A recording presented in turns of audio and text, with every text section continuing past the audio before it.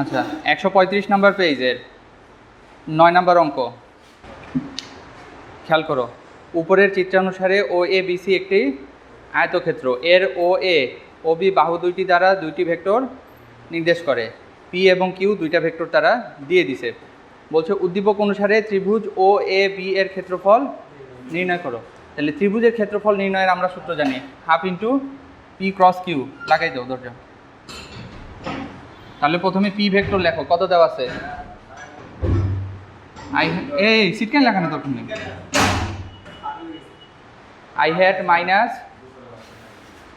2j hat minus কে hat, তারপরে q equal to 2i hat minus 3j hat. এখন লেখো যে ত্রিভুজ ও এ বি এর ক্ষেত্রফল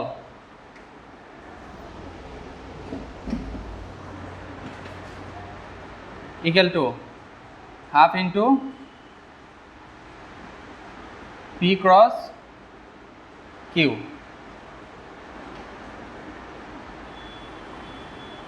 এখন p cross Q equal to I hat J hat K hat 1 minus 2 minus 1 2 minus 3 2। এখন I hate যদি নেই তাহলে কত থাকে বলো তো? মাইনাস 4 মাইনাস 3, তারপরে এখানে কত আসে? 2 প্লাস 2। আচ্ছা তারপরে কত আসে? কে হ্যাট মাইনাস 6 মাইনাসে মাইনাসে plus 4 equal to minus 7i hat minus 4j hat minus 2k hat. অতএব পি ক্রস কিউ তার উপর absolute value equal to root over কত আসে?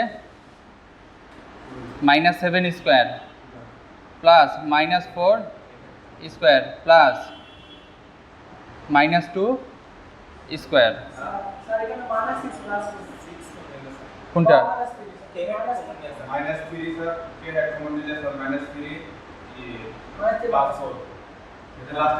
ও আচ্ছা মাইনাস 3 প্লাস 4, তাহলে কত আসে?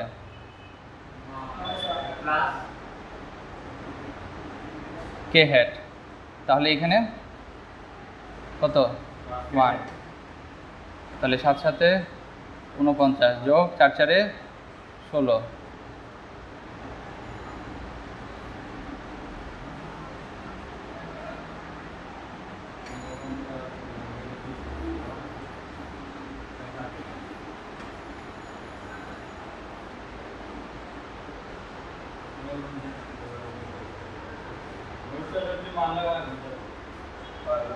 কত আসছে রুট করার পর?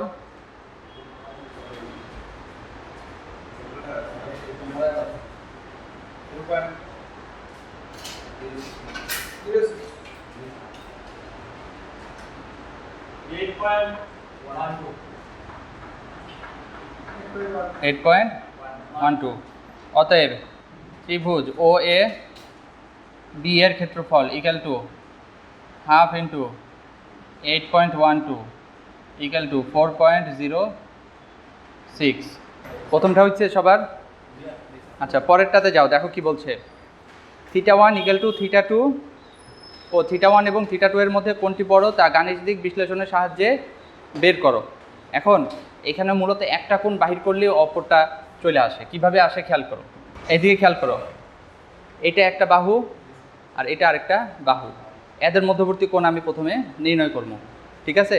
তো মধ্যবর্তী কোণ যত আসবো সেখান থেকে যদি 90 ডিগ্রি বিয়োগ করি বা 90 ডিগ্রি মাইনাস এই কোণ যদি করি তাহলে আমার θ1 চলে আসে না? এইটাই হচ্ছে মূল জিনিস।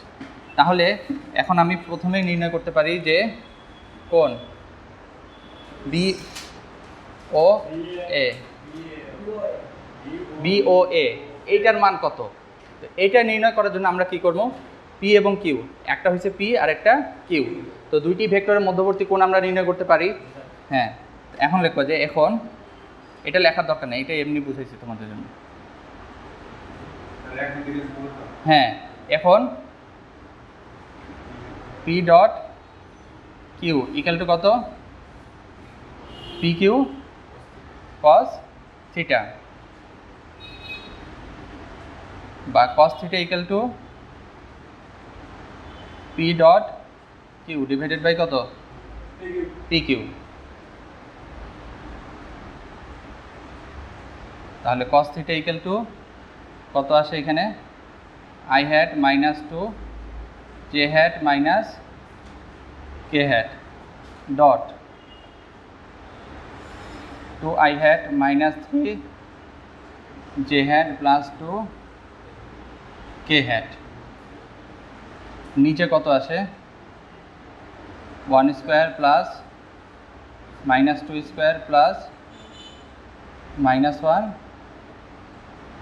স্কোয়ার, তারপরে কত আসে, root over two square plus minus three square plus two square.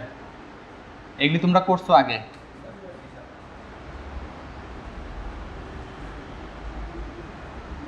তাহলে উপরে কত আসে, টু, মাইনাসে মাইনাসে প্লাস সিক্স, প্লাসে মাইনাসে মাইনাস টু, এখানে কত আসে, ওয়ান প্লাস ফোর প্লাস কত, ওয়ান, দুই দুগুণে চার, তিন তিরিকে নয়, আবার দুই দুগুণে চার, বা কস থিটা ইকুয়াল টু উপরে কত আসে, সিক্স, চার পাঁচ ছয়, রুট ওভার সিক্স, আর এখানে কত আসে, নয় আর চারে কত, তেরো, তেরো আর চারে 17। এটা ক্যালকুলেশন করো তো, দেখো তো কত হয়, 10.09। কস ইনভার্স করো, পুরাটা করো, পুরাটা করো, কত হয়, 0.594। তারপরে এখন দেখো,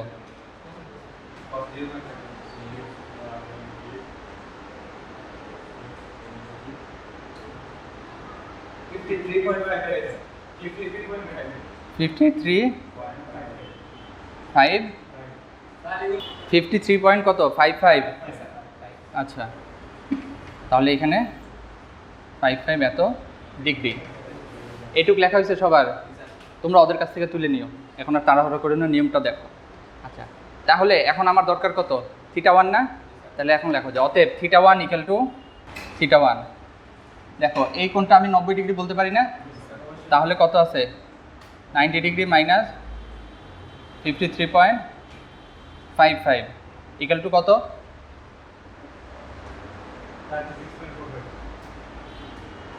36.45 degree.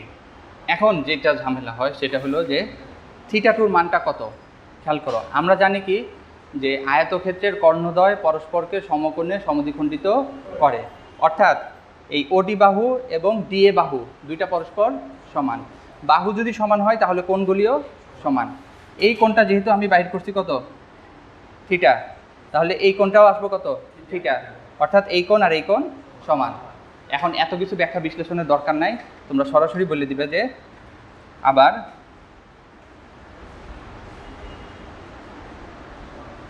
Theta two equal to কত, থিটা ইকুয়াল টু 53.55 ডিগ্রি।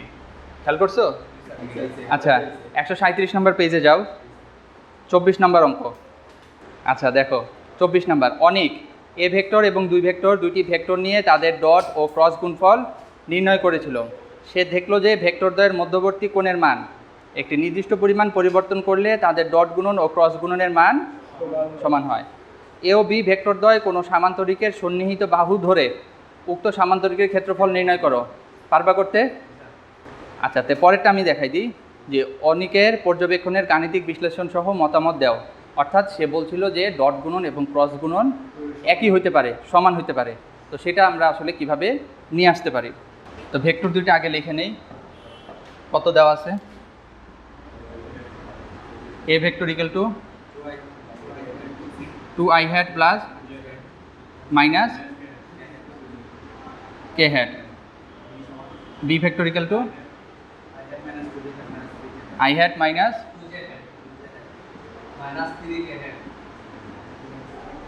আচ্ছা, এখানে আরও একটা জিনিস দরকার, দেখো খেয়াল করো, বলছে যে পরিবর্তন। তার মানে এখন এই দুইটা ভেক্টরের মধ্যবর্তী কোণ আছে, কোণ কত আছে ওইটা দরকার। তারপরে যদি ভেক্টর গুণন এবং স্কেলার গুণন সমান নিয়ে আসতে চাই তাহলে কত দরকার, তারপরে দুইটার তখন পরিবর্তন। তাহলে লেখো যে বর্তমানে বা প্রথম ক্ষেত্রে এ ও বি ভেক্টর দ্বয়ের মধ্যবর্তী কোণ।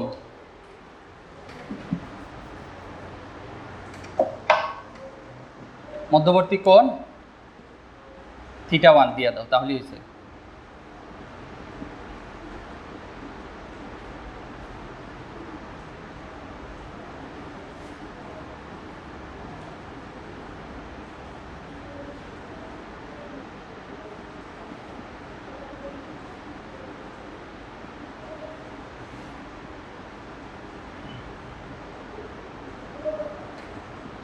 তাহলে এখানে কত বলতে পারি? 2i hat প্লাস কত j hat minus k hat, আর এখানে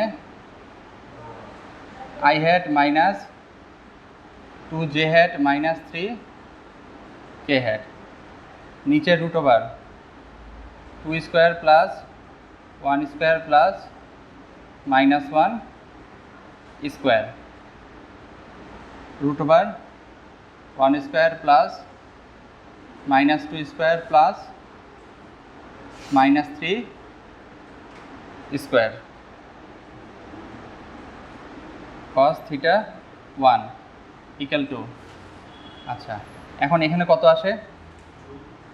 2 প্লাসে মাইনাসে মাইনাস 2 মাইনাসে মাইনাসে প্লাস 3, আর এখানে 2 দুগুণে কত? 4 1 1।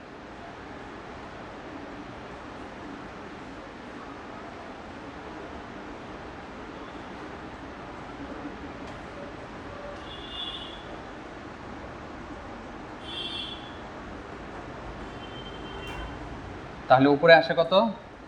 3, আর নিচে 4 5 6, 9 রেখে 10, আর হচ্ছে কত? 14। উপরের দুইটা লাইন মিটাই দিই নাকি? তাহলে θ1 ইকুয়াল টু cos ইনভার্স, এটা ক্যালকুলেশন করো তো, 0.327।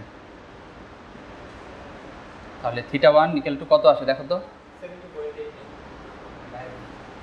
70.89। এখন আমার দরকার কি? ডট গুণন এবং ক্রস গুণন সমান হওয়া। তো লেখো যে ডট গুণন ও ক্রস গুণন সমান হলে আমরা পাই, ডট গুণন ও ক্রস গুণন সমান হলে আমরা পাই A dot B absolute value দিও,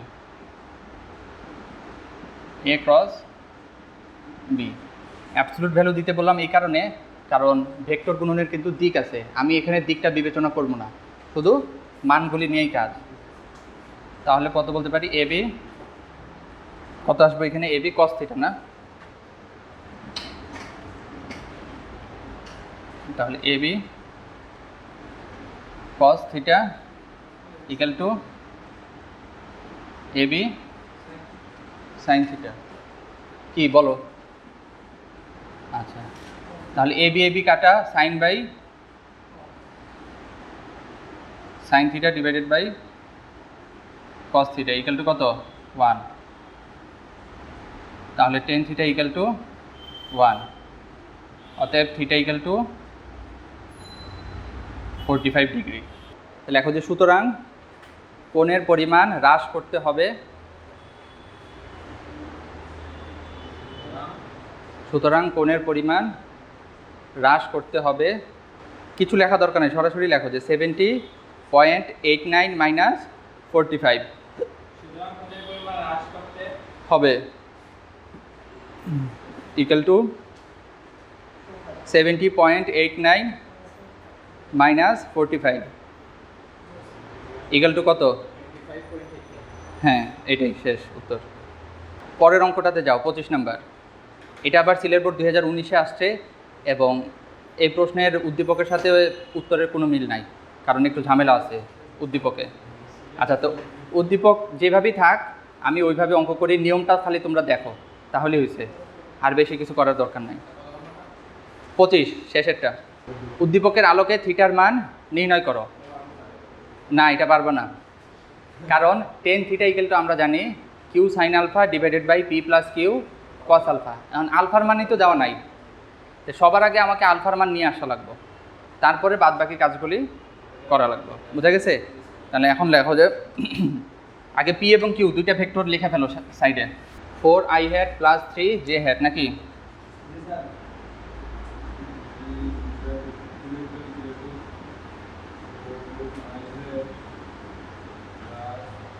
two J hat plus 5k hat.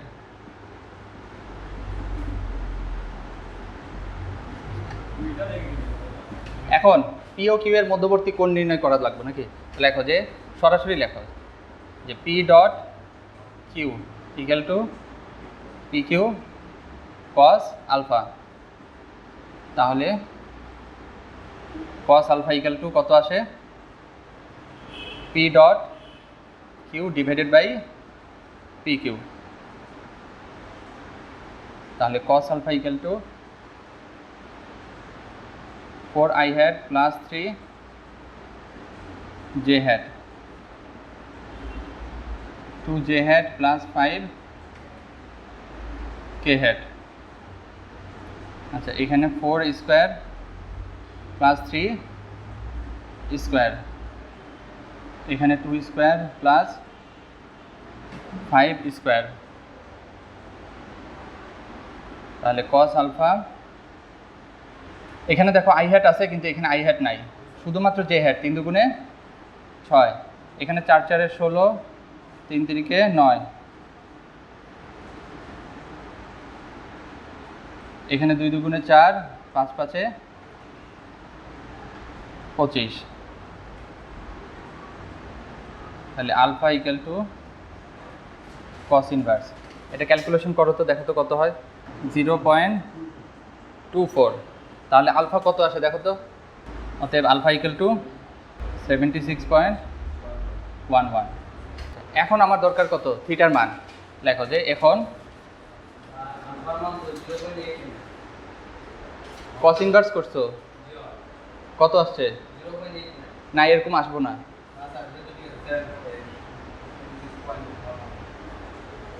সবার কি এরকম আসছে 76.11? হ্যাঁ, অর্থটা একটু ভুল হয়েছে।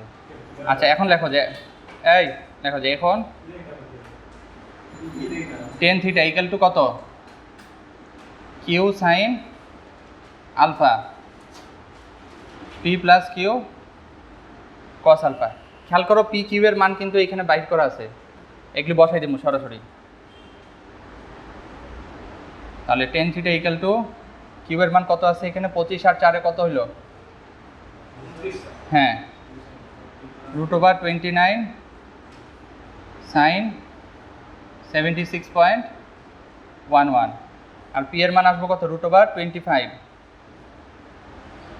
প্লাস √29 cos 76.11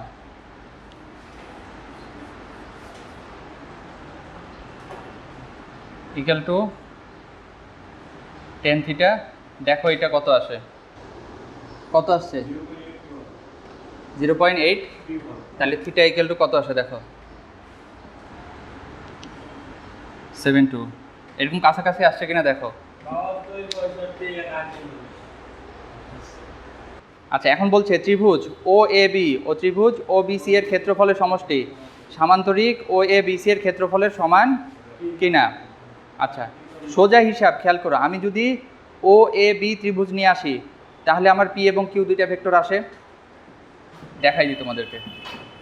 এটা দিয়েছে পি, এটা কত Q, O A B C. আচ্ছা, তারা বলছে কি ও এ বি, তাহলে ও এ বি এই বাহু তো পি আমি বলতেই পারি, আর এই বাহু যদি কিউ হয় তাহলে এই বাহু কত কিউ। তাহলে দুইটা বাহু দেওয়া থাকলে আমরা ত্রিভুজের ক্ষেত্রফল নির্ণয় করতে পারি। আবার বলছে কি ও বি সি, নাকি ও বি সি, তাহলে ও বি সি কোথায় আছে দেখো তো, ও বি সি, এখানেও আমি বলতে পারি এটা কিউ আর এটা পি, তাহলে এটার ক্ষেত্রফল আর এটার ক্ষেত্রফল একই আসবো।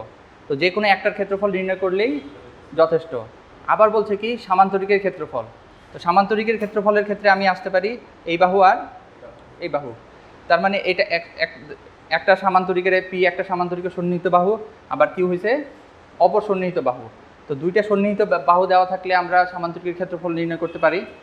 এবং সব জায়গায় যেটা কমন সেটা কি বলতো, পি ক্রস কিউ। কারণ ত্রিভুজের ক্ষেত্রফলের ক্ষেত্রে half into absolute value P cross Q, তো দুই ত্রিভুজের ক্ষেত্রে একই রকম। আর সামান্তরিকের ক্ষেত্রে আসবে শুধু পি ক্রস কিউ। বুঝা গেছে? এটাই, আর কিছু না। এখন যেই মানই দেওয়া থাকুক তোমরা করতে পারবা কি না বুঝতে পারছো?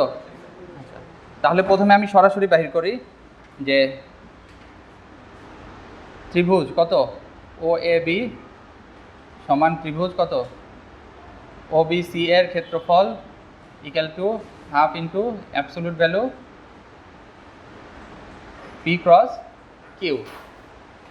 তাহলে অতএব P cross Q equal to কত বলতে পারি, I hat J hat K hat 4 3 0 0 2 5। আচ্ছা, আই হ্যাট কমন নিলে কত থাকে,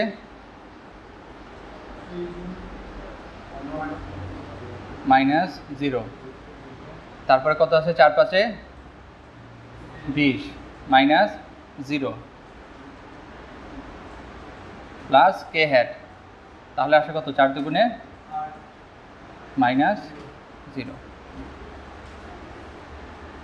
তাহলে 15 I hat -20 J hat plus 8 K hat. Absolute value of P cross Q equal to কত আসে দেখো তো, absolute value of P cross Q equal to 15 square plus -20 square plus 8 square. একসাথে calculation করে ফেলো, 26.25 লেখা হয়েছে সবার। আচ্ছা, এখন আমার দরকার কত সামান্তরিকের ত্রিভুজের ক্ষেত্রফল। হ্যাঁ, লেখো যে অতএব ত্রিভুজ O A B equal to ত্রিভুজ ও বি সি এর ক্ষেত্রফল ইকুয়াল টু হাফ ইন্টু 26.25, তাহলে 13 পয়েন্ট সামথিং আসার কথা, 125। এখন লেখো যে আবার সামান্তরিক ও এ বি সি এর ক্ষেত্রফল, সামান্তরিক ও এ বি সি এর ক্ষেত্রফল ইকুয়াল টু অ্যাবসোলিউট ভ্যালু কত P cross Q equal to কত আসছে 26.25। লেখো যে অতএব ত্রিভুজ ও এ বি এর ক্ষেত্রফল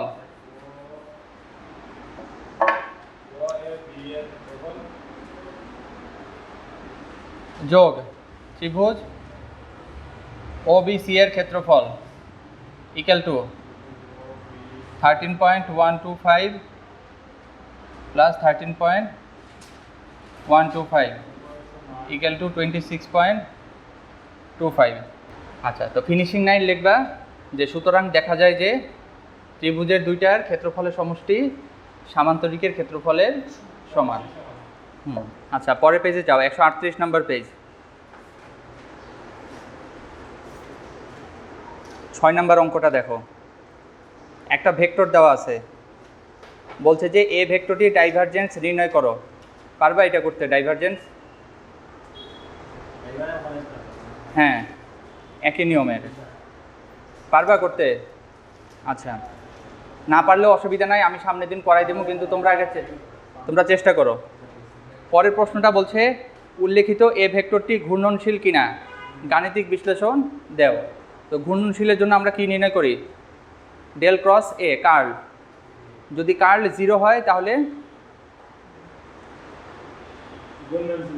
অঘূর্ণনশীল, আর যদি নট ইকুয়াল টু 0 হয় তাহলে ঘূর্ণনশীল। তোমাদের বইয়ে ভুল দেওয়া আছে, আমি আর একটু স্মরণ করে দিও, কারেকশন করে দিব থিওরিতে। আচ্ছা, এটা গেল, এটা তোমরা নিজেরা চেষ্টা করো। আমি যেটা চাই সেটা হচ্ছে যে 8 নাম্বারটা, 3টি ভেক্টর রাশি দেওয়া আছে, এ ও বি ভেক্টর দ্বয়ের লম্ব দিকে একটি একক ভেক্টর নির্ণয় করো। পারবা করতে? লম্ব দিকে একক ভেক্টর। আচ্ছা, উদ্দীপকের সি ভেক্টরের কার্লের ডাইভারজেন্স 0 হবে কি? এটা আমি করাই দিই। হ্যাঁ, এবং এই অঙ্কটা পুরাতন বইয়ে ভুল দেওয়া ছিল, এবার আবার তারা ঠিক করছে, কিন্তু আবার কয়েক জায়গায় ভুল করছে। সি ভেক্টরটা কি আছে? X square Y I hat plus Y square Z, নাকি J hat plus Z square X K hat. তাহলে বলছে কি কার্লের ডাইভারজেন্স, প্রথমে কার্ল তারপরে ডাইভারজেন্স। এখন এই অঙ্কটা যদি করি তাহলে সামনে উপরের যে অঙ্কগুলি ছিল, যেমন কার্ল নির্ণয় করা, ডাইভারজেন্স নির্ণয় করা, এগুলি অটোমেটিক্যালি হয়ে যাব। আমার উদ্দেশ্যটা এটাই ছিল আর কি। তাহলে del cross c equal to i hat j hat k hat, তারপরে কি আসবে বলো তো? D d x d d y ডিডিজেড।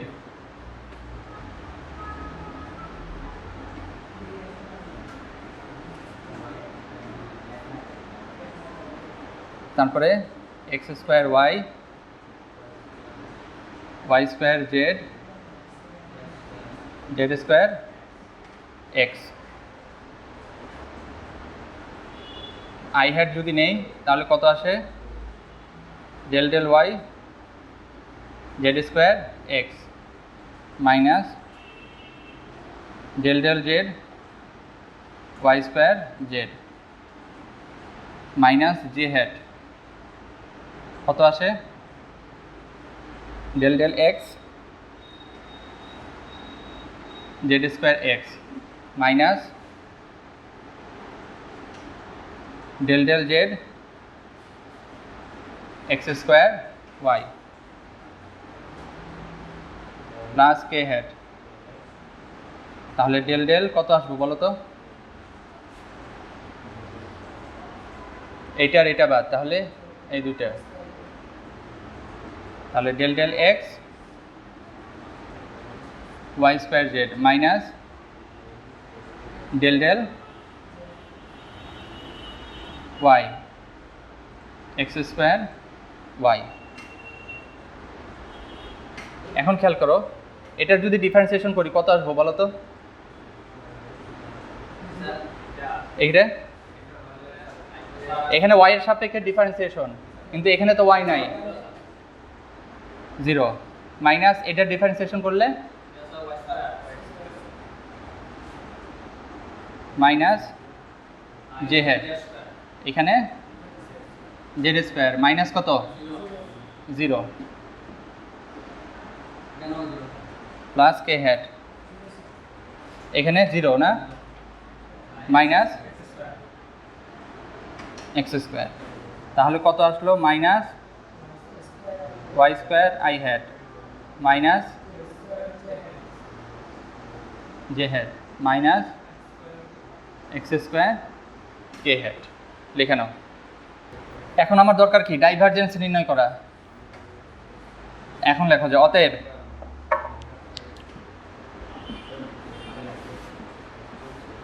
Del dot del cross কত? সি ইকুয়াল টু ডেলের পরিবর্তে কত বলতে পারি, I hat D D X plus J hat D D Y plus K hat D D Z. তারপরে dot minus Y square I hat minus Z square J hat minus x square K hat equal to, মনে আছে A X B X A Y B Y A Z B Z, তাহলে D D x of Y square মাইনাসে আগে বসাই দিলাম, বুঝবা তো? বসাই দিই, তোমরা ভরসা নাই। D d x of minus Y square plus d d y of minus Z square plus d d z of minus x square. এখন খেয়াল করো, এক্সের সাপেক্ষে ডিফারেন্সিয়েশন, কিন্তু এখানে আমার আছে কত, ওয়াই 0, আবার এখানে ওয়াইয়ের সাপেক্ষে ডিফারেন্সিয়েশন, কিন্তু এখানে আছে জেড 0, এটাও তাহলে সামগ্রিকভাবে কত আসে 0। এটাই হচ্ছে মূল কথা, যে তুমি যে কোনো একটা ভেক্টর নেও না কেন তার কার্লের ডাইভারজেন্স সবসময় 0 আসবো।